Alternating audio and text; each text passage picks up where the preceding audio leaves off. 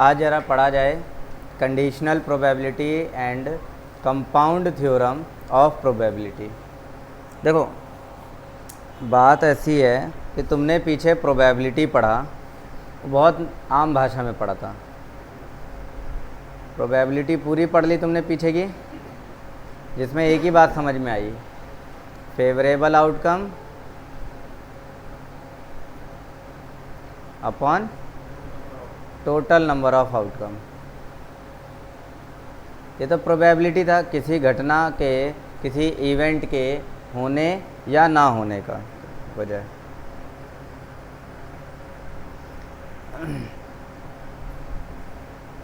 अभी थोड़ा कुछ अतरंगी से प्रोबेबिलिटियाँ पढ़नी है, ठीक है। Conditional probability and compound theorem probability. तो पहले कंपाउंड प्रोबेबिलिटी या जॉइंट प्रोबेबिलिटी भी कहते हैं इसे, उसके बारे में सीखेंगे। कंपाउंड प्रोबेबिलिटी या फिर जॉइंट प्रोबेबिलिटी। तो क्या होता है ये कंपाउंड मतलब, या जॉइंट का मतलब एक के साथ दूसरा, एक के साथ दूसरा, यानी कि एक ये काम हो गया फिर ये काम हो गया। बोलो कोई दिक्कत? तो अगर मैं कहूँ एक डाइस फेंका,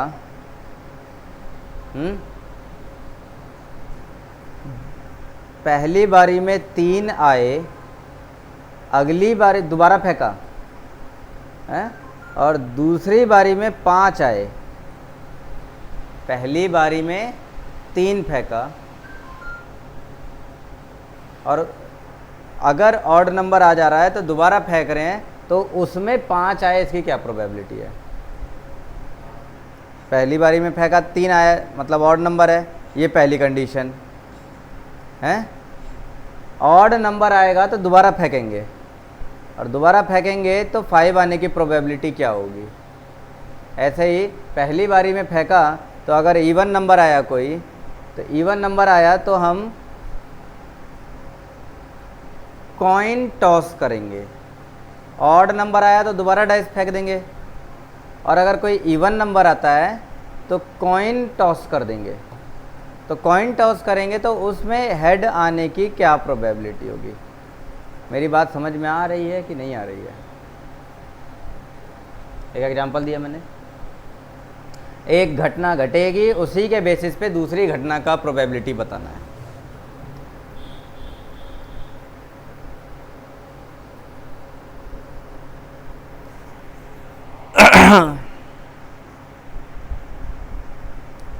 ये देखो, the probability of occurrence of 2 events A and B simultaneously is known as the compound probability or joint probability of the events A and B and is denoted by P A intersection B.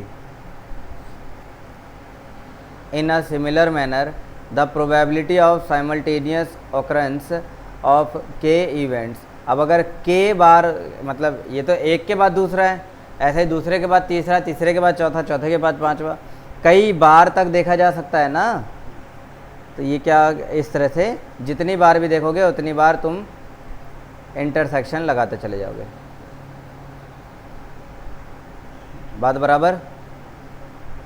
In case of compound probability 2 events A and B, we may face 2 different situations.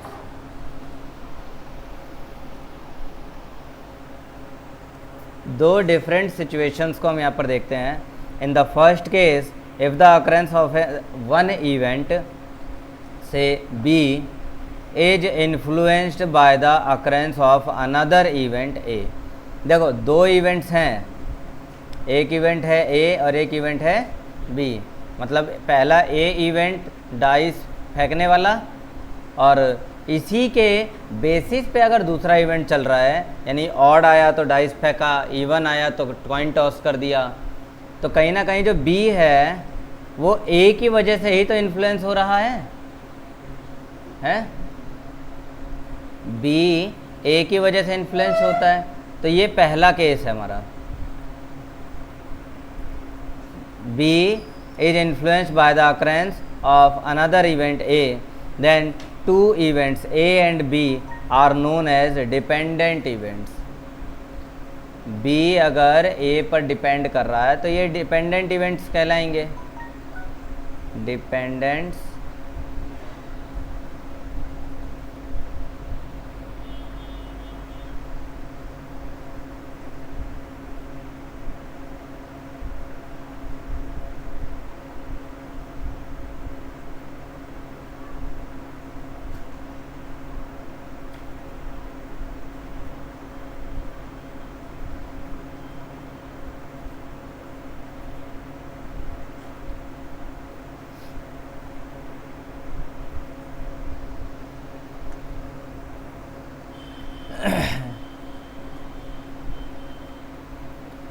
A and B are known as dependent.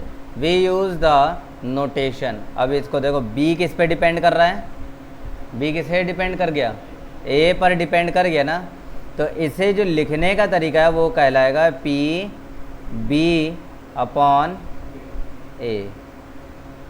B depend करता है A पर, तो this is called B upon A. To be read as probability of the event B, given that event A has already occurred. यही तो बात हुई. A जो है वो ऑलरेडी हो चुका है. A के हो जाने के बाद B के घटना घटने की क्या प्रोबेबिलिटी है ये बतानी है. मुद्दा समझ में आ रहा है? फिर से कह रहा हूँ, A घट गया है, A तो हो चुका है. अब इसके बेसिस पे दूसरी घटना घटेगी और उसके लिए प्रोबेबिलिटी देखनी है. बात बराबर?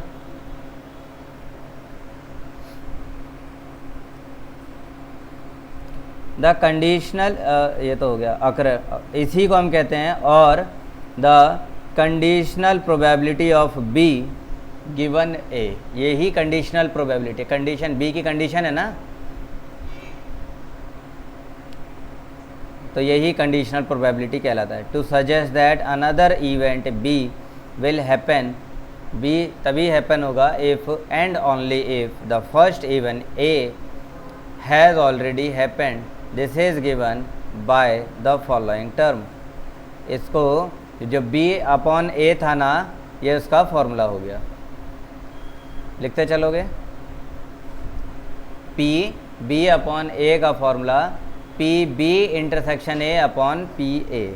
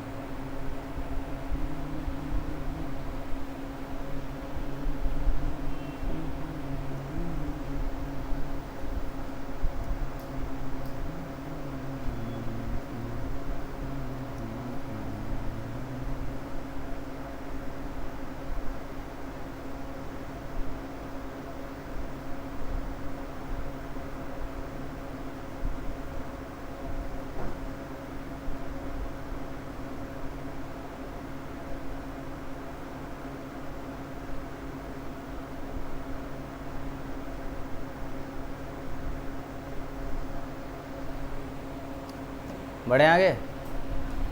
तो अगर हमारा जो इवेंट बी ए पर डिपेंड करता है तो हम इसे लिख देते हैं बी अपॉन ए. ऐसा भी तो हो सकता है कि हमारा जो इवेंट ए है वो बी पर डिपेंड कर जाए. इवेंट ए बी पर डिपेंड कर जाए, ऐसा भी तो हो सकता है. तो इसे हम लिखेंगे पी सॉरी ए अपॉन बी.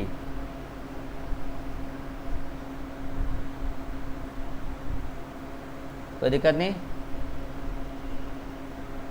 क्या हुआ?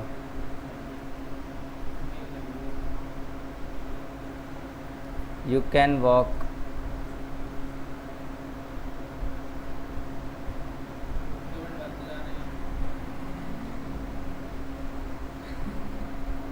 एक एग्जांपल देखें। A box contain 5 red 8 white balls and 2 successive drawn. Successive drawn का मतलब एक के बाद दूसरे ड्रॉन निकालना, पहले एक निकाला फिर दूसरा। तो of 2 balls are made from it without replacement. ये जो वर्ड लिखा है ना, ये बहुत मैटर करेगा आगे चल के। ये परमुटेशन में आया था, रिपीटेशन याद आया? विदाउट रिप्लेसमेंट और विदाउट रिपीटेशन वो लगभग एक ही बात है। विदाउट रिप्लेसमेंट का मतलब है हमने बॉल निकाल ली है ना, और हमने दोबारा से उसमें नहीं डाला दूसरी बॉल निकालने के लिए, निकाला है और क्या करा, रख दिया साइड में।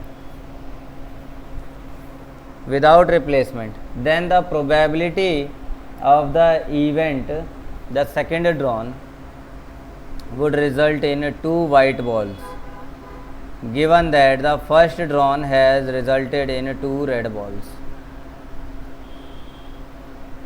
5 रेड और 8 वाइट बॉल हैं हमारे पास। 2 ड्रॉन्स करने हैं 2-2 बॉल के, पहले 2 बॉल निकालनी है फिर 2 बॉल निकालनी है। प्रोबेबिलिटी बताओ कि 2 वाइट बॉल का प्रोबेबिलिटी क्या होगा अगर 2 रेड बॉल हम निकाल चुके हैं। पहली बारी में 2 रेड बॉल निकाल दिया है, तब 2 वाइट बॉल की प्रोबेबिलिटी क्या होगी?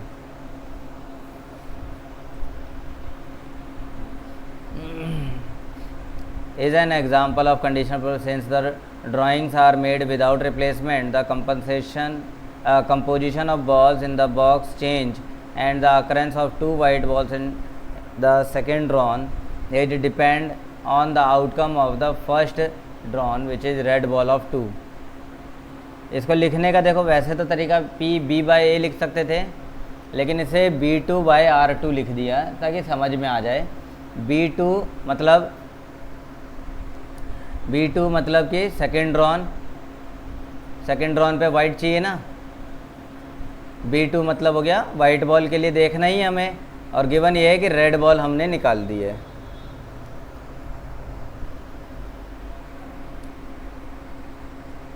In the second, if the occurrence of the second ball B is not influenced by the, ये लिखने का हो गया तरीका। अब इसमें तो सॉल्व करके अभी नहीं बताया क्योंकि अभी टाइम आया नहीं है इसको सॉल्व करने का, अभी तो केवल लिखने का तरीका समझाया है। तो लिखने का तरीका तुम्हें अब समझ में आ ही गया, फॉर्मूले की तरह ही है। जो A इवेंट था जो हो चुका वो है R2, और जो B इवेंट है जो कि होना है, जो हमें जिसकी प्रोबेबिलिटी निकालनी है, उसे बोल दिया B2। अच्छा, दूसरा केस क्या हो सकता है? ये तो पहला केस था जिसमें B A पर डिपेंड कर रहा है ना। दूसरा कि B is not influenced by the occurrence of the first event A, then B is known to be independent of A। अगर B A पर डिपेंड नहीं कर रहा, जैसे यही बॉल वाला एग्जांपल, डिपेंडेंसी वाला केस क्या है कि 2 रेड आएंगे तो हमें अगला ड्रॉन निकालना है, और तो उसमें 2 वाइट की प्रोबेबिलिटी क्या होगी। मतलब अगर पहली बारी में 2 रेड निकल गए तभी दूसरा ड्रॉन करना है, दूसरी बार निकालना है, और पहली बारी में 2 रेड नहीं निकले हैं तो दूसरी बारी हाथ ही नहीं डालना है ना। जैसे लूडो खेलते हैं तो अगर 6 आ गया तो ही दूसरी बारी चलनी है, 6 नहीं आया तो बारी नहीं मिलेगी, यही होगा। वही चीज़ यहाँ पर है कंडीशनल में। और अनकंडीशनल यानी इंडिपेंडेंट की बात करेंगे तो उसमें क्या है कि पहले बारी में कुछ भी आए दूसरी बारी चलनी ही है हमें। डन। तो इसे हम इंडिपेंडेंट कहते हैं। B is independent of A, It also follows that in this case A is also independent of B and A and B are known as mutual independent. Mutual independent, ठीक है। बाकी इसको लिखने का तरीका P B by A is equals to simply B हो जाएगा।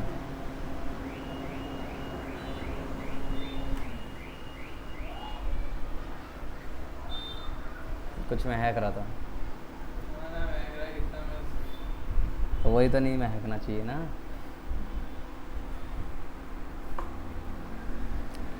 तो पी बी बाय ए है ना, कंडीशन तो लगी नहीं ना कुछ भाई, ए और ए पे तो डिपेंड नहीं रहा ना B.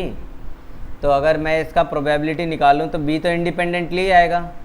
P B upon A का आंसर पी बी ही तो आएगा, क्योंकि बी ए पे डिपेंड ही नहीं कर रहा है। मैं पी बी अपॉन ए बोलूँ चाहे पी बी बोलूँ एक ही बात है। ए अपॉन ए जो लिखा हुआ है इसके लिखे रहने का कोई मतलब है भी नहीं, क्योंकि बी इवेंट ए पे डिपेंड कर नहीं रहा है, वो अपनी मनमर्जी से चल रहा है। ए आए चाहे ना आए उसे कोई फ़र्क नहीं पड़ता, इसलिए पी बी अपॉन ए का आंसर सिंपल सा है पी बी।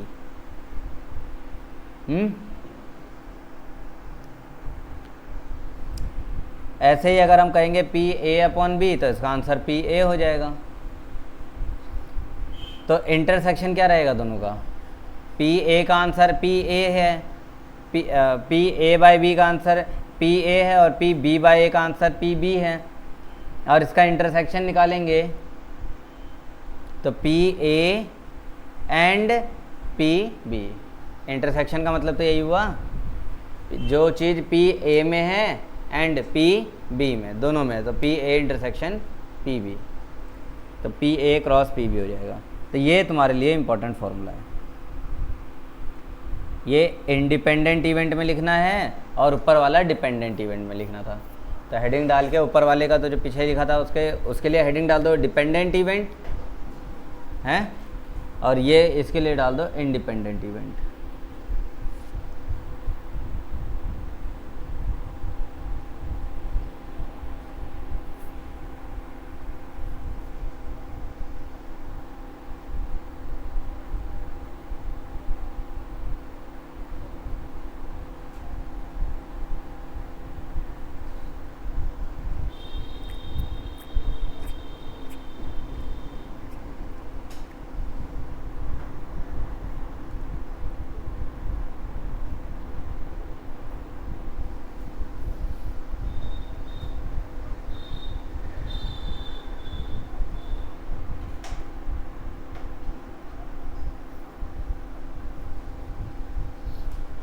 लिख लिए?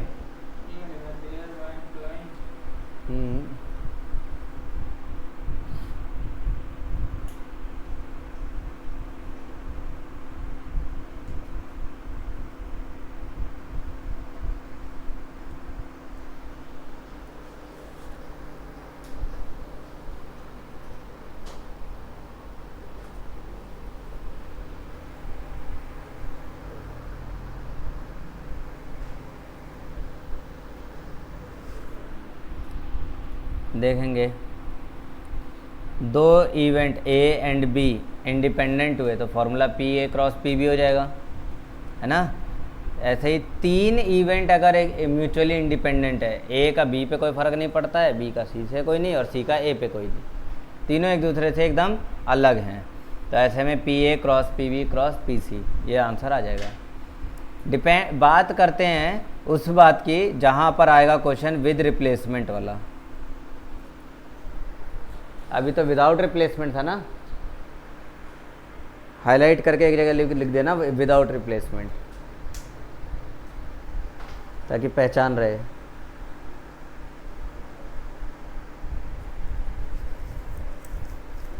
तो दोनों की सुन,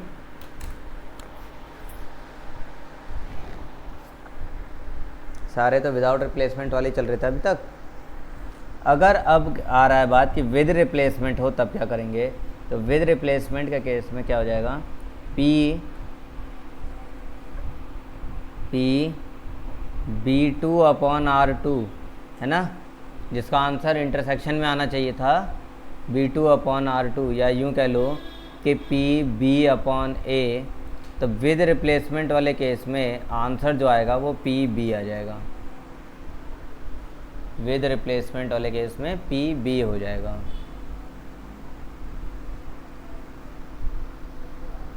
यानी इंडिपेंडेंट इवेंट हो गया ये, तो इंडिपेंडेंट ही हुआ ना। अगर विद रिप्लेसमेंट चल रहे हैं तो ये तो इंडिपेंडेंट है। पानी दो।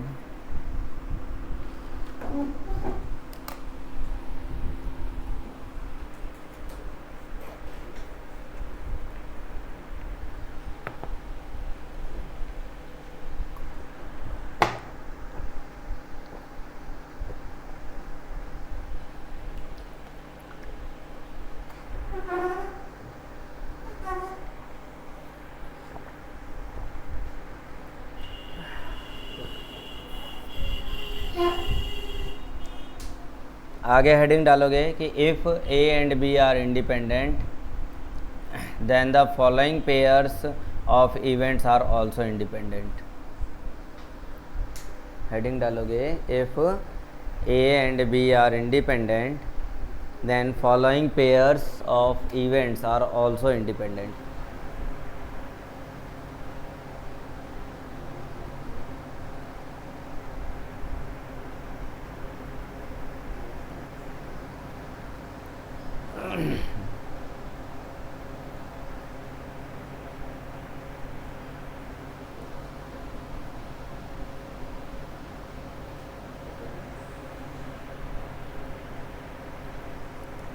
क्या क्या इंडिपेंडेंट देखने को मिल रहा है हमें?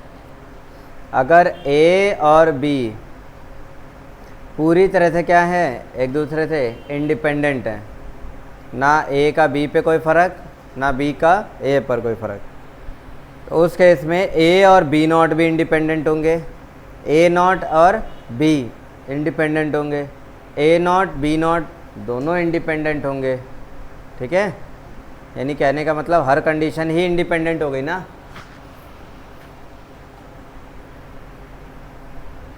भाई A के साथ A नॉट आएगा, B के साथ B नॉट आएगा, तो सारे एक दूसरे से इंडिपेंडेंट बनते चले जाएंगे।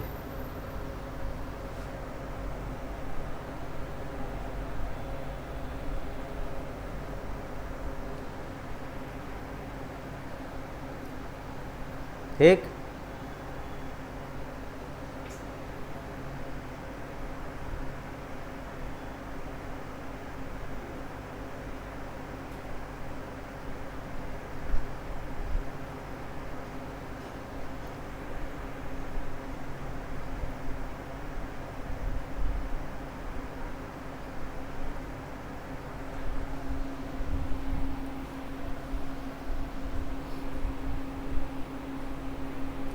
अब है कंपाउंड प्रोबेबिलिटी की अपनी कुछ जो है थ्योरम्स, तो जिसमें एक थ्योरम तो ये पढ़ लिया, नहीं पढ़ा।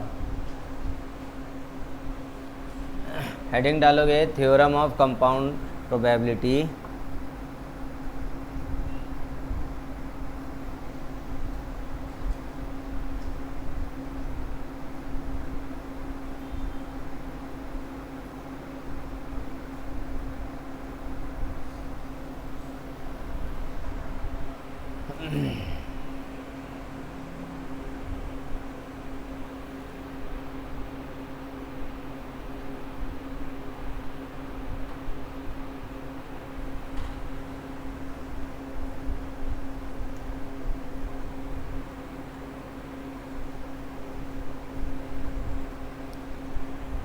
ए और बी दो इवेंट हैं, ए हमारा इंडिपेंडेंट है, इंडिपेंडेंट, और जो बी है ये किस पर डिपेंड करता है? डिपेंडेंट ऑन ए। तो ऐसा अगर मामला है तो ऐसे में पी ए इंटरसेक्शन बी बराबर हो जाएगा P A cross P A by B के।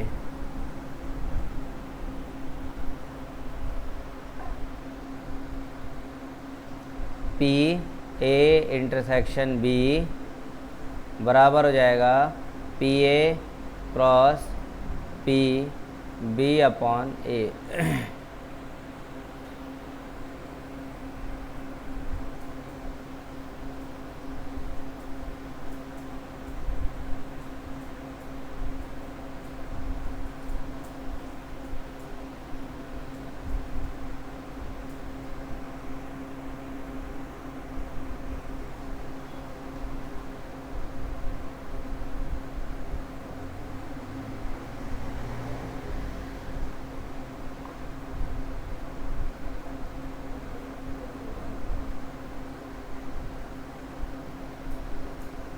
अगली थ्योरम यही है, P A intersection B intersection C, तो इसका P A cross P B cross P C.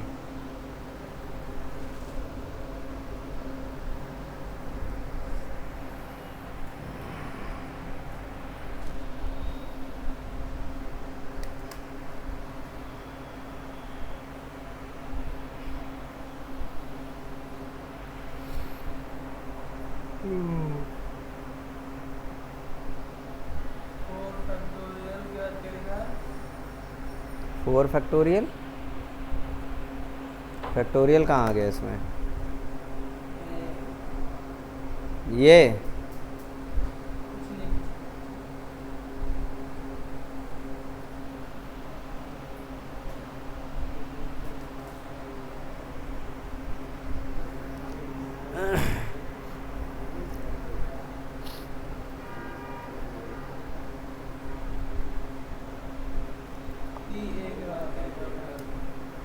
P A cross P B cross P C, यही ना?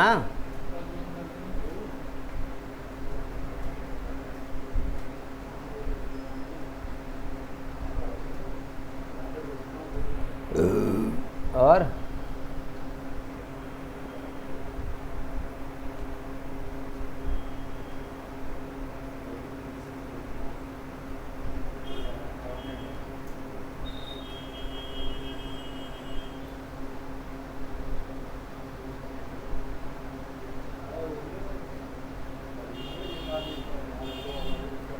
देखिए question, Rupesh is known to hit a target 5 out of 9 shots.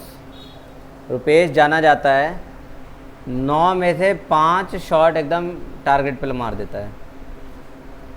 Where as David is known to hit the same target in 6 out of 11 shots. ठीक है, what is the probability that the target would be hit once they both try? अगर दोनों try करते हैं तो एक बार target hit हो, इसकी क्या प्रोबेबिलिटी होगी? तो अगर अकेला रुपेश टारगेट हिट कर रहा है तो 9 में से 5 लेकर आ जा रहा है, तो पी ए हो गया 5/9। और अकेला अगर डेविड हिट कर रहा है तो 6/11 आ जाएगा। बोला है बोथ टारगेट बोथ ट्राई, दोनों अगर एक साथ ट्राई करते हैं तो इसका मतलब पी ए इंटरसेक्शन बी हो गया। और उसके लिए फॉर्मूला पी, अच्छा क्या ये एक दूसरे पे डिपेंडेंट हैं? एक दूसरे पर डिपेंड करते हैं ये?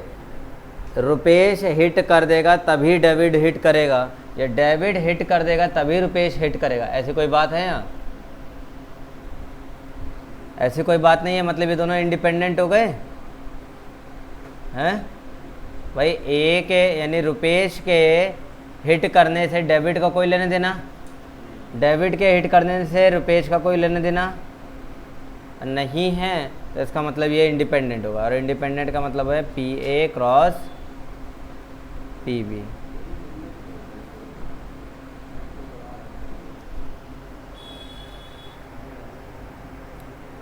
बात कितनी गहराई तक समझ आई?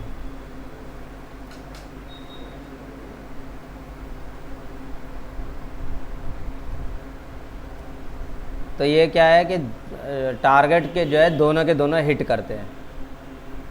ए जो है वो भी टारगेट हिट कर दे रहा है, रुपेश टारगेट हिट करता है, डेविड टारगेट हिट करता है तो उसके लिए प्रोबेबिलिटी तो इतनी ही आ जाती है। अब क्वेश्चन तो ये है what would be hit once they both try, अगर दोनों ट्राई करते हैं तो एक ही बार में, मतलब एक ही बार टारगेट को हिट करते हैं, इसी की प्रोबेबिलिटी बताने को कही है।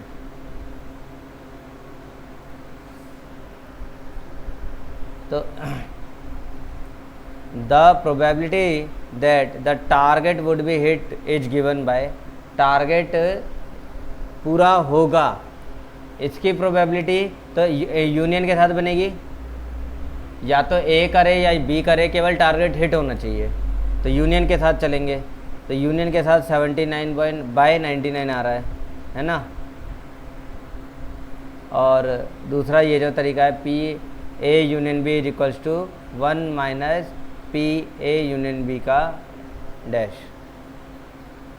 तो इतना भी करेंगे तो आंसर आ रहा है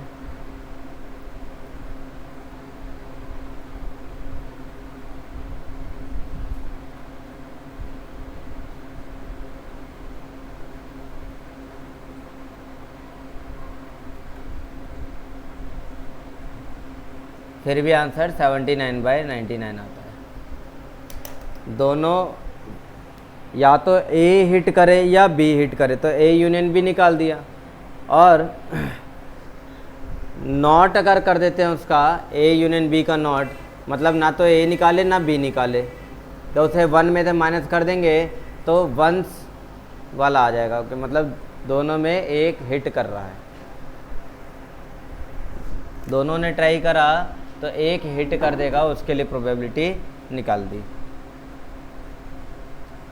दो तरीके बताए करने के, एक तो ये तरीका है P A union B equals to P A plus P B minus P A intersection B, या फिर P A union B is equals to 1 minus P A union B का डैश।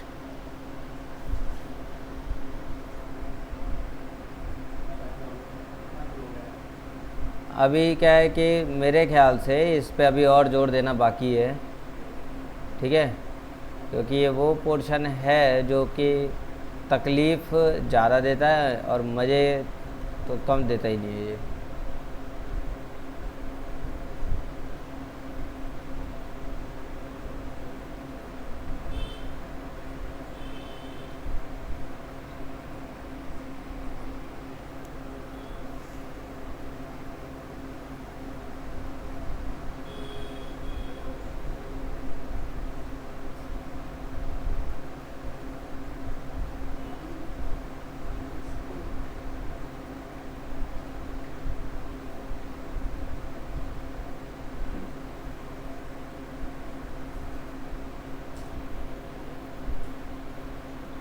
ठीक है, तो इतना ही काफ़ी रखते हैं आज।